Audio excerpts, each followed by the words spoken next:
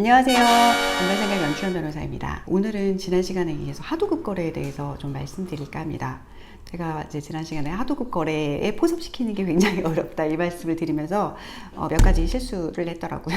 첫 번째는 중소기업청은 없어진 지 오래됐고 중소기업 벤처기업부죠. 근데 사실 저는 뭐 크게 상관없다고 생각해요. 우리 일반인들이 뭐 무슨 부처에서 무슨 일 하는지 뭘만 알겠어요. 중소기업 벤처기업부가 정말 입에 와닿지 않더라고요. 그 담당 직원이랑 얘기하면서도. 그래서 저는 계속 중소기업, 거기 이렇게 중소기업청 뭐 이렇게 말해도 다 의사소통이 되어서 그렇게 간단하게 말씀드렸던 점 양해 부탁드립니다. 또 한 가지는 이제 하도급 거래 유형에 대해서 우리 PD님이 밑에 자막으로 수정을 해주셨더라고요. 저한테는 사실 건설 위탁은 너무 자연스러운 거라서 그거는 하도급이라고 모두가 생각해요. 전 국민이 생각하기 때문에 건설 위탁은 빼고 나머지 세 가지를 말씀드렸거든요. 제조, 수리, 용역에 대해서 말씀드렸는데 여기 건설 위탁 이렇게 네 가지 거래 분야가 포섭되는 거래라는 것을 다시 한번 정정해서 말씀드리고 그 다음 말씀드리겠습니다. 하도급 거래는 거래 형태가 이렇게 네 가지가 되어야 돼요. 제조, 건설, 수리, 용역이 되어야 되고 이 각각에 대해서 정의 규정이 있습니다. 제조 중에서는 어떤 것이 제조 하도급 거래에 해당하고, 그러니까 하도급 법이 적용되는 하도급 거래요.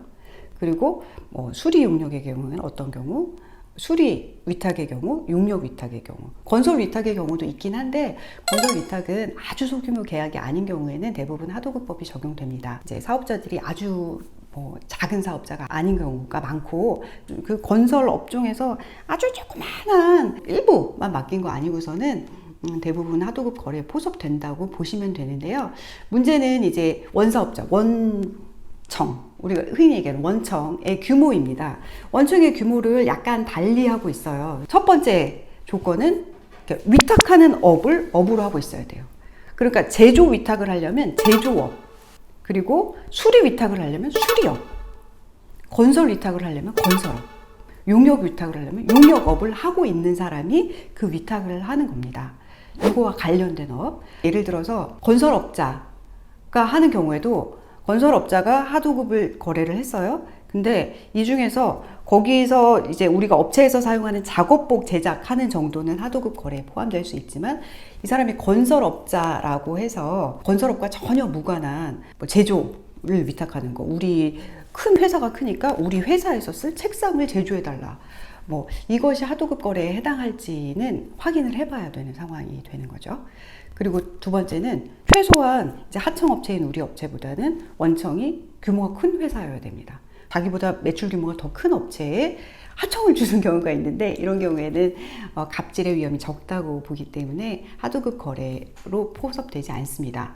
그리고 매출이 너무 적으면 제외 규정이 적용돼요. 원사업자의 그 매출 기준이 제조나 수리 위탁의 경우에는 연매출이 30억 원, 건설의 경우에는 시공 능력 평가액이라고 하는 별도의 판단 기준이 있는데 이걸 기준으로 해서 45억 원, 용역 위탁의 경우에는 연매출을 10억 원으로 해서 이 이하의 매출을 가지고 있는 원청과 계약을 하는 경우에는 이 경우 역시 이런 작은 기업에서 이루어지는 하도급 거래에 개입하는 것, 국가가 나서서 하라 하지 마라 하는 것이 오히려 자율성을 떨어뜨리고 작은 기업을 힘들게 할 수 있다라는 고려에서인지, 근데 2021년 1월 12일 개정 기준이니까 이 기준은 계속 바뀝니다.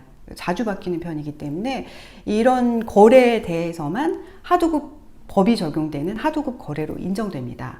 그래서 내가 하청업자라서 약간 불공정한 거래를 받았고 이 사람을 신고하고 싶다거나 뭔가 계약상 너무 불리해서 결국 남는 게 없어서 이걸 해결하고 싶은데 하도급 법이라는 게 있다더라 라는 걸 생각하실 때 먼저 나랑 거래한 상대방이 뭘 하는 회사인지, 매출 규모가 얼마나 되는지, 계약의 거래의 내용이 뭔지를 좀 한번 확인해 보셔야 하도급 법 적용이 가능한지 검토가 가능합니다. 그래서 보통은 전화 상담이나 간단한 대면 상담을 하시면서 상대방 회사 매출 규모 얼마나 되세요? 그러면은 몰라요. 내가 그거까지 알아야 돼요? 라고 하시면서 나의 불공정을 말씀하시는 경우가 있는데, 그런 경우는 신고를 하셔도 해결이 어려운, 그러니까 우리 공정위에서 사건을 취급해야 하도급 법으로 적용할 수 있잖아요. 그래서 이런 정도는 좀 미리 조사를 해 주시는 게 좋습니다. 이 조사를 하실 수 있는 방법은 사실 요새는 큰 규모가 있는 회사의 경우에는 포털 사이트에 이런 걸 정보를 올려놓기도 하고, 이제 중소기업 평가를 볼 수 있는 시스템 같은 데 들어가 보면 확인을 하실 수 있는 경우가 많이 있으니까 대략이라도 좀 확인을 하시고 내가 구제 받을 수 있는 범위 내에 있는 것 같다 라는 부분을 확인하시고 상담 받으시는 것이, 어딜 가셔서 구제 수단을 확인하실 때에도 좀 더 정확히 접근하실 수 있다는 것을 말씀드립니다. 제가 이런 말씀 드리면 내가 사업하기도 바쁜데 그것까지 확인해가지고 변호사 만나면 변호사는 뭐하냐 이렇게 생각하실 수 있는데, 제가 이 채널을 찍는 이유가 사실은 우리 사장님들이 사업을 하시면서 좀 더 정확히 해결점을 찾아가실 수 있도록 도와드리는 게 목적이에요. 제가 영업하고 싶으면은 일단 불공정 있으시면 다 저한테 와보세요. 제가 해결 방안을 마련해 드릴게요 라고 말씀드리겠는데, 그게 아니라 좀 더 효율적인 해결 방안을 찾아가실 수 있도록 제가 아는 부분을 좀 공유해 드리고 싶어서 말씀드리는 거라서, 뭐 어려우시면은 상담을 통해서 같이 찾아가는 방법이 있겠지만, 그 내용에 대해서 의문을 가지고 계시거나 맞는 거 아니야? 라고 생각하신다면 이런 부분을 좀 먼저 확인 후에 변호사랑 상담하거나 혹은 스스로 해결하는 방안을 찾아가시기를 권장드리고요. 다음 시간에 우리 그 위탁 거래에 대한 내용에 대해서도 한 번 더 말씀드릴 기회가 있으면 사례를 보면서 한번 말씀드려 보도록 하겠습니다. 하도급 거래는 정말 불공정이 많은 분야입니다. 그렇지만 거래가 단절되는 위험, 내가 이제 원청으로부터 계속 그 계약을 유지하지 않고서 이거를 해결할 방법이 없기 때문에 많이 참고들 계시잖아요. 그럼에도 불구하고 저는 이 말씀 드리고 싶어요. 내가 권리가 있다는 걸 알고 있다면 계약을 하면서 겪는 불공정에 대해서 증거도 수집해 놓을 수 있고, 혹시라도 나중에 그만두실 때 나도 한방 할 수 있잖아요. 그리고 조금이라도 나한테 유리하게 해달라는 요청을 할 때 무기를 가지고 계실 수 있기 때문에 이런 법들을 좀 알아두시면 좋겠다는 마음을 가지고 설명드려봅니다. 사업을 하실 때 조금이라도 도움 되시길 바라면서 오늘 방송 여기서 마쳐보겠습니다. 네, 시청해주신 여러분 감사합니다.